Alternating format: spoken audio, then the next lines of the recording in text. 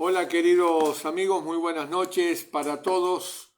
Una alegría poder compartir en esta noche, en esta oportunidad, unos pasajes de la palabra de Dios. Y bueno, vamos a agradecer a Dios por la oportunidad de estar juntos.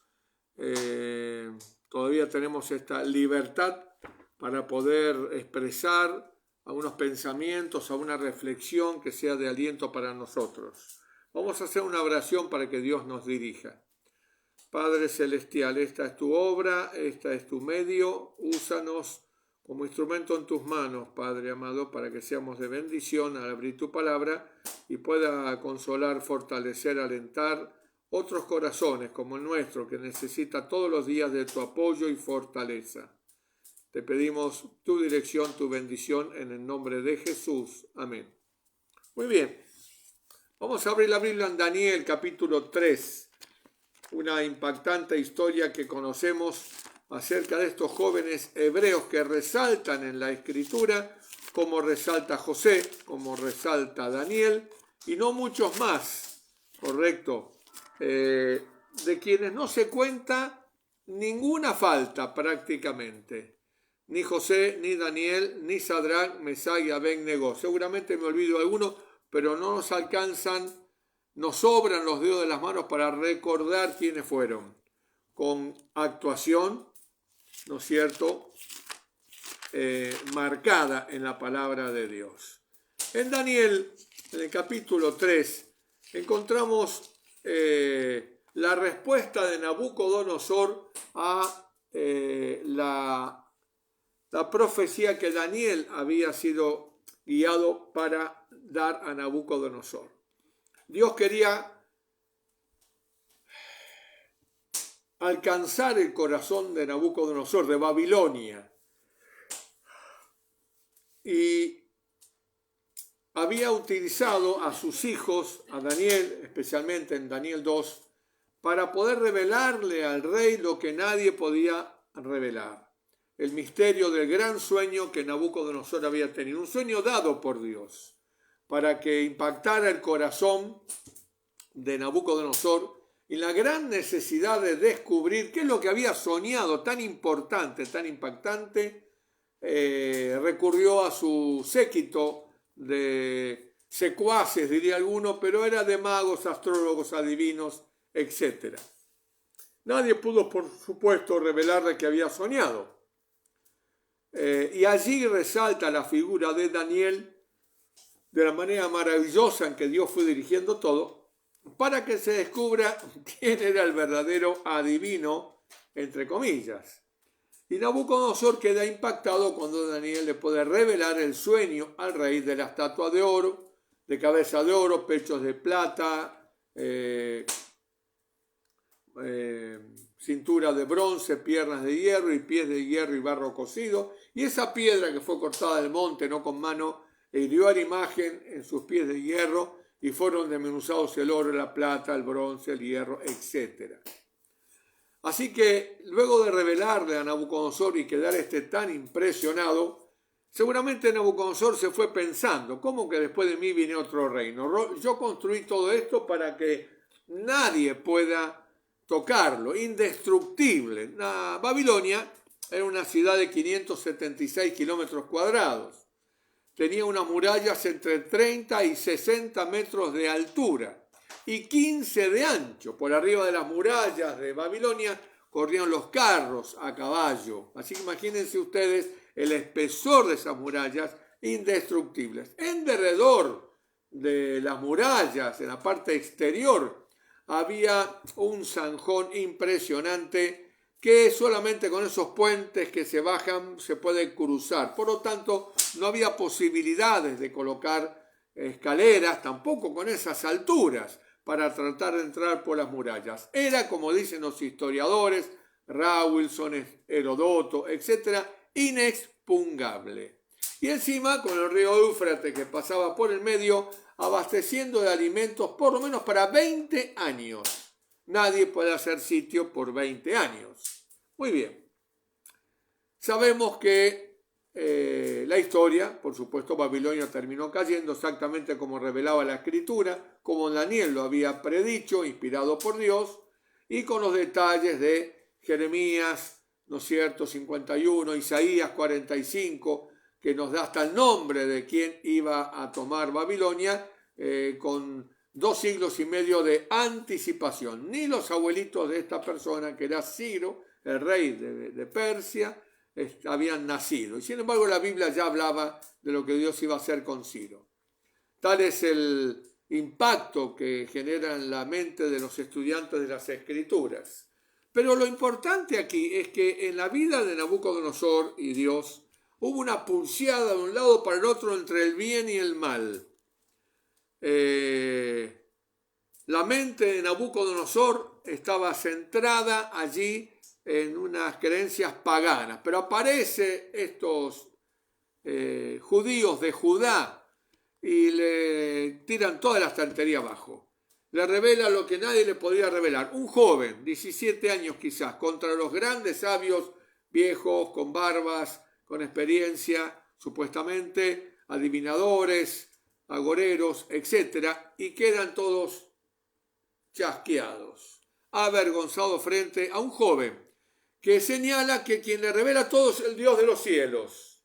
Bueno, Nabucodonosor queda impresionado, pero después se pone a pensar, y cuando se pone a pensar dice, no, mi reino nadie lo va a tocar, yo construí esto para siempre. Se le fue el efecto, un efecto que puede pasar muchas veces, queridos amigos y hermanos, es ese de la impresión. Las impresiones son pasajeras, ¿correcto?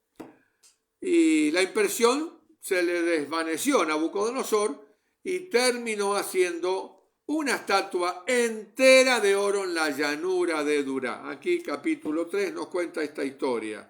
Título: Rescatado del horno de fuego.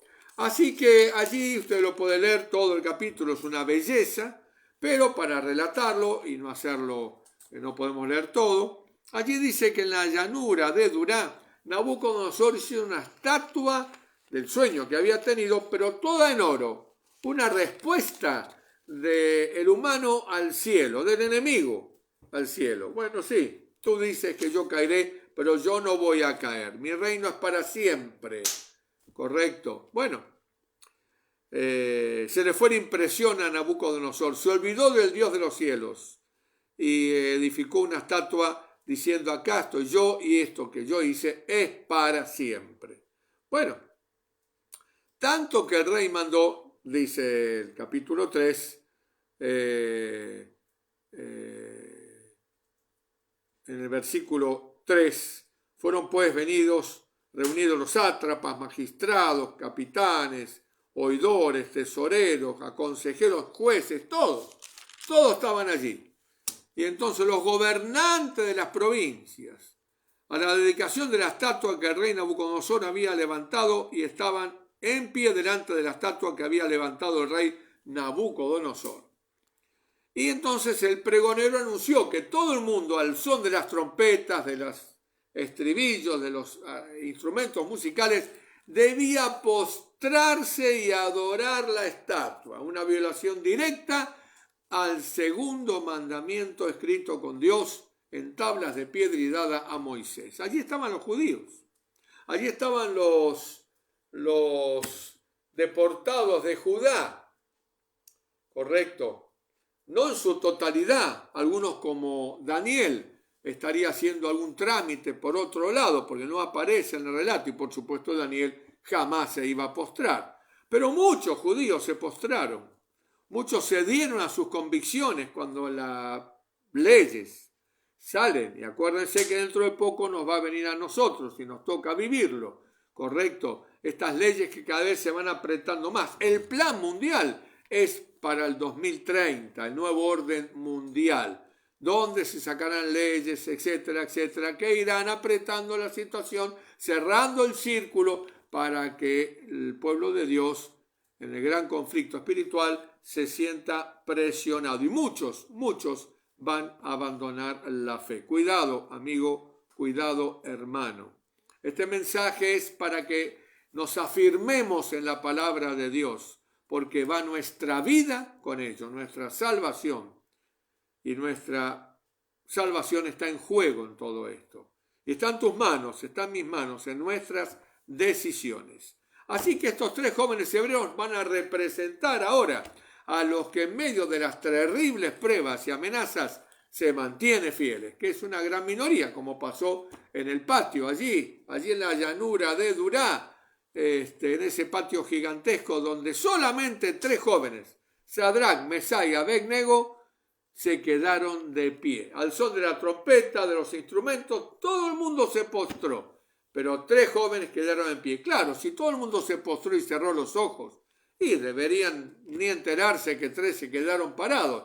Pero como es un conflicto, siempre están allí los que se postran y tienen un ojo abierto o hacen así y están observando. Claro, los espías, los delatores, correcto, los traicioneros, los que buscan quedar bien delante del rey. Así que le comunicaron al rey: mira, rey, hay 3 jóvenes que no se postraron. Cuando el rey se enteró que eran Sadrac, Mesach y Abed-Nego, la expresión que presenta la Escritura es muy interesante.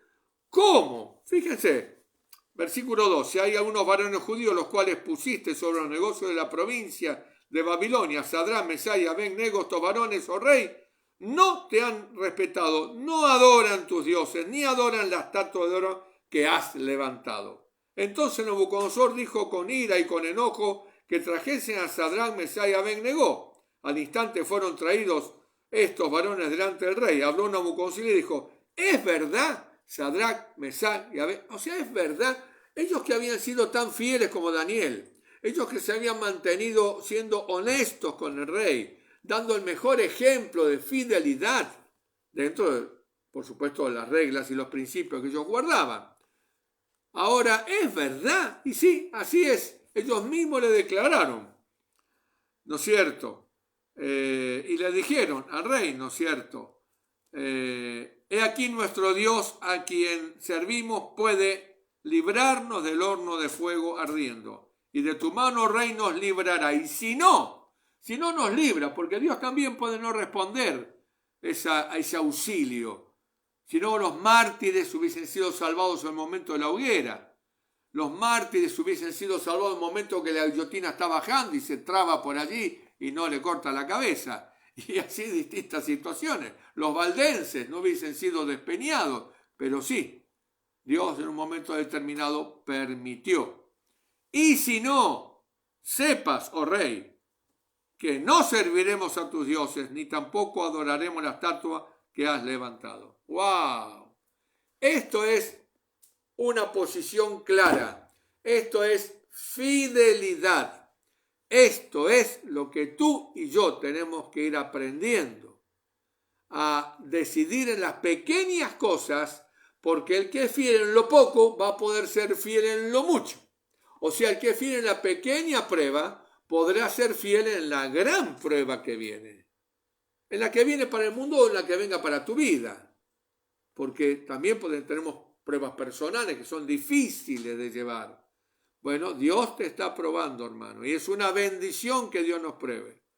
Yo digo esto, pero hoy protesté por un montón de cosas, me puse mal frente a situaciones que vivo, y la verdad que este tema es para mí en primer lugar, porque soy un ser humano como cualquiera, y hoy se me deschavaron los estribos y me puse mal. Después le pedí perdón a Dios, pero a veces la presión es muy grande y sí, puede ser que en un momento determinado se te chifle el monio. Acá es un término como que se te desboques, correcto, pero sí puede ocurrirte. Y esa caída no es pérdida de la guerra, es una batalla, un instante, hay que levantarse y seguir adelante. 7 veces cae el justo, pero 7 veces se levanta. Hijitos míos, no pequéis, pero si alguno hubiera pecado, abogado tenemos todavía en el santuario celestial para ser perdonados, limpiados y de vuelta a seguir adelante, amigo mío, que entre tropiezos, caídas, pero levantándose, llegaremos al reino de los cielos. Muy bien, ¿qué sucedió aquí? Sucedió que el horno fue calentado 7 veces más. Y allí dice la Biblia que la historia nos cuenta que en un momento determinado Entonces abrieron allí las puertas y los hombres musculosos que sostenían en el aire los 3 jóvenes hebreos, cuando los quisieron lanzar adentro, el calor que salió del horno era tan grande que mató a todos los musculosos estos que estaban tirando a los jóvenes hebreos adentro. Ahora yo me pongo a pensar. Cuando los 3 jóvenes hebreos ven que lo están atando, empezás a pensar, claro, acá ahora viene el Señor y nos salva. No nos salva. Bueno, ahora ya nos están llevando hacia el horno. Bueno, ahora va a pasar algo. No pasa nada. Y tenés que mantener la fe. Tenés que mantener la convicción. Muchos en la historia se han postrado último momento. Muchos adjuraron, gritando, ¡hey, momento! Yo abjuro. Bueno, muchos en la historia ha pasado eso. Correcto. Bueno, y cuando los levantaron, y cuando ya abrieron el horno, y los iban en el aire viajando hacia el horno, dijeron, chau, acá se acabó todo, acá ya no hay salida, no hay vuelta atrás. Pero qué maravilla, hermano y amigo, qué maravilla, porque donde se acabó la oportunidad del hombre, comienza la oportunidad de Dios. Y es el milagro, eso se llama milagro, porque los 3 jóvenes hebreos, correcto, en el aire ya estaba todo perdido, ya no te salva nadie de esto. Sin embargo, allí, en medio de las llamas, estaba Jesús esperándolos.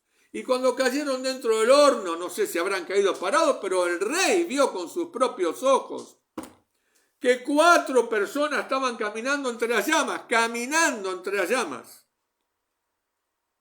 Y encima, por boca propia de Nabucodonosor, dijo, yo veo a 3 jóvenes que han echado, pero yo estoy viendo 4. ¿Cuánto echaron? 3. Bueno, pero yo veo 4. Y el cuarto que veo tiene apariencia de hijo de los dioses. Claro, era Jesús. Era el Hijo de Dios. Y fue revelado a Nabucodonosor. Bien quisiéramos ver nosotros a ese cuarto personaje allí entre las llamas. Era el Hijo de Dios.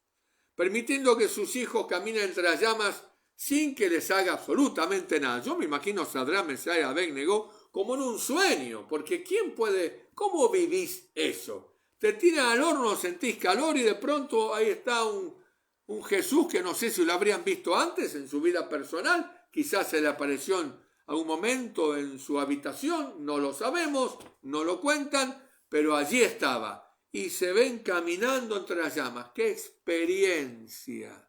¿Qué experiencia vivieron estos 3 jóvenes hebreos? Por ser fieles.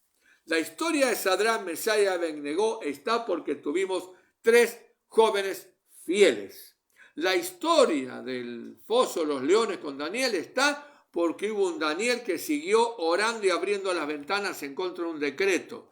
Las historias de la Biblia donde vemos milagros están porque hubo hombres que decidieron ser fieles hasta la muerte.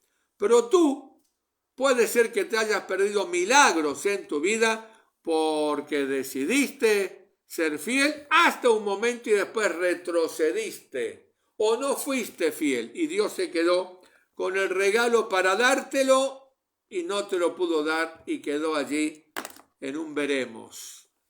No vemos más milagros porque no somos fieles. Si fuéramos fieles a Dios como Dios quiere que seamos, veríamos muchos más milagros. Yo tuve épocas en que fui muy fiel, como la brújula al polo, y tuve épocas que fui un desastre y casi arruiné mi vida. Así que yo sé un camino como el otro. Por eso en el libro que Dios me permitió escribir, Que Dios como tú, editado por Casa Editora, cuento 30 historias de milagros y conversiones que Dios hizo siendo fiel, haciendo milagros maravillosos, correcto. Y sin embargo, seguimos cometiendo errores y fallas, pero Dios tiene misericordia de nosotros. Querido hermano, querido amigo, un punto especial que quiero resaltar ahora. Cuando estés entre las llamas, Jesús está más cerca que nunca. Cuando todo se acabó, cuando las llamas ya calentadas 7 veces tienen que, hacer desaparecer en un instante a Sadrach, Mesach y Abednego, allí, en la hora más difícil, cuando las llamas de la vida, de tus conflictos, de tu problema, de tu prueba, arden alrededor tuyo, allí está Jesús más cerca que nunca. Puede ser que a diferencia de Sadrach, Mesach y Abed-Negó no lo veas. No sabemos si lo vieron. Quien lo vio fue Nabucodonosor. No sabemos si Sadrach, Mesach y Abed-Negó vieron a Jesús. No recuerdo haber leído nada que digan que lo vieron.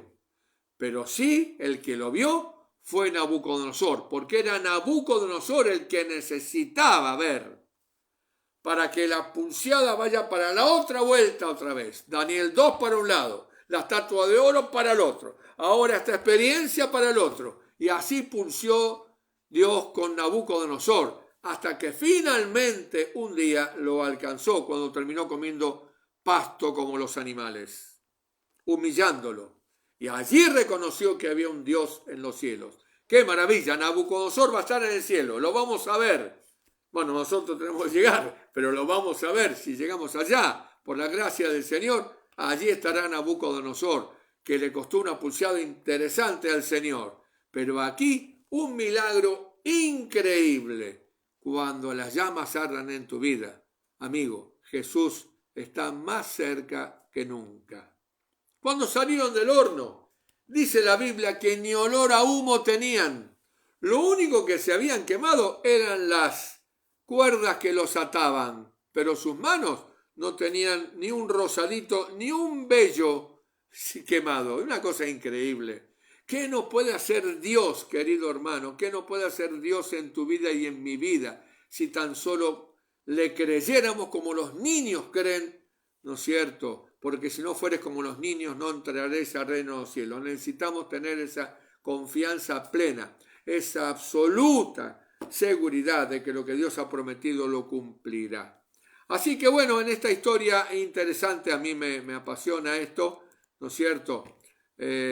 Quizás estés pasando por alguna prueba difícil, quizás estés pasando por un fuego intenso, quizás estés pasando por llamas en tu vida, pero acuérdate, el Señor está más cerca que nunca, cuando menos lo vemos. Por eso es interesante que al Jesús lo vio Nabucodonosor, porque era el que necesitaba verlo. Sadrach, Mesach y Abed-Negó no necesitaban ver al Salvador para ser fieles. Ellos seguían siendo fieles como viendo al invisible. Pero ese invisible que ellos quizás no vieron dentro del horno, solo recibieron el milagro de que las llamas no lo quemaban, sí lo vio Nabucodonosor, que necesitaba verlo. Y así fue el conflicto. ¿Qué habrá pasado en la mente de Nabucodonosor? Bueno, terminó diciendo que todo el mundo ahora estaba obligado a adorar a Jehová. Otra vez la trampa. El enemigo queriendo obligar, bajo obligación. Dios no llama bajo obligación. Dios te llama por amor, para que te enamores de ese Dios que te cuida. Pero bueno, y así siguió la batalla, ¿no es cierto? Uno sigue leyendo y sigue la batalla y sigue el conflicto. Pero Dios finalmente venció. Amigo, hermano, quizá nuestro corazón sea duro y vayamos ida y vuelta, subida, bajada, pero el Señor también quiere ser vencedor en nosotros. El Señor también quiere ser vencedor en tu vida. El Señor quiere ganarte como le ganó a Nabucodonosor. Y a veces para ganar, lamentablemente por nuestra dureza de corazón, necesitamos ser humillados. Necesitamos comer pasto.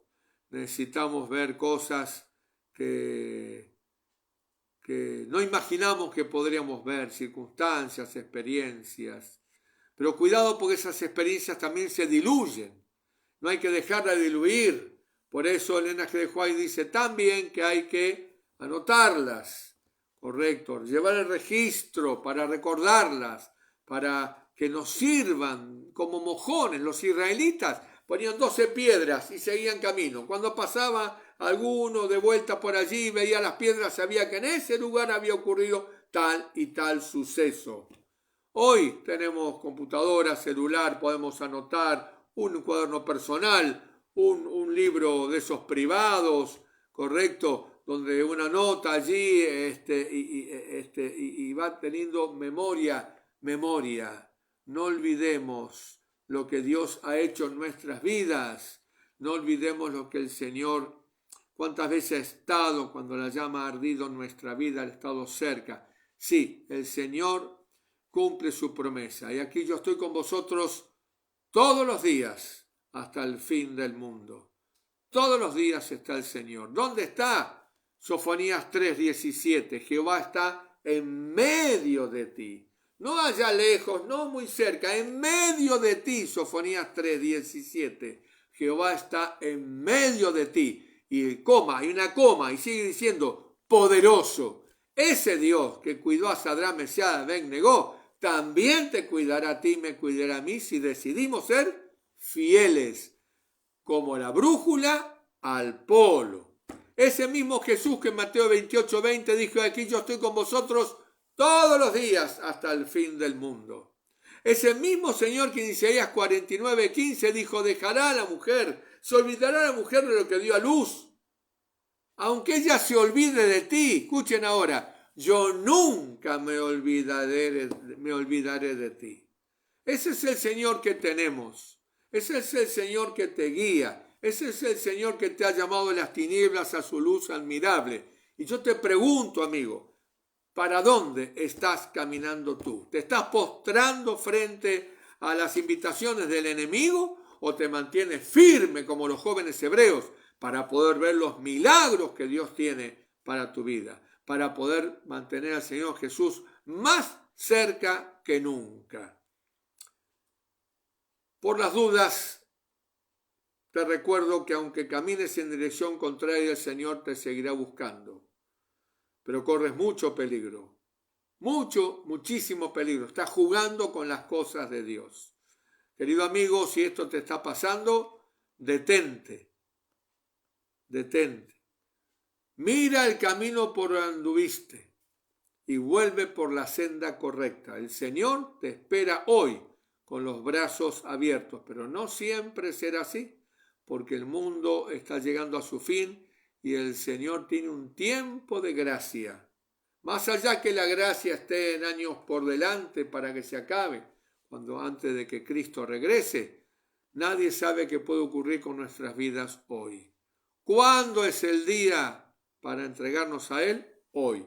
Hoy es el día de salvación. Hoy es el día en que tenemos que decidir. Hoy, a través de este mensaje, el Señor nos está llamando a decidir, a volver a tomar un voto de consagración a Él. Ojalá el Espíritu Santo pueda lograr esto en nuestros corazones. Pero no te olvides, cuanto más ardan las llamas, más cerca está el Señor de ti. Que Dios te bendiga. Un fuerte abrazo con todo mi corazón.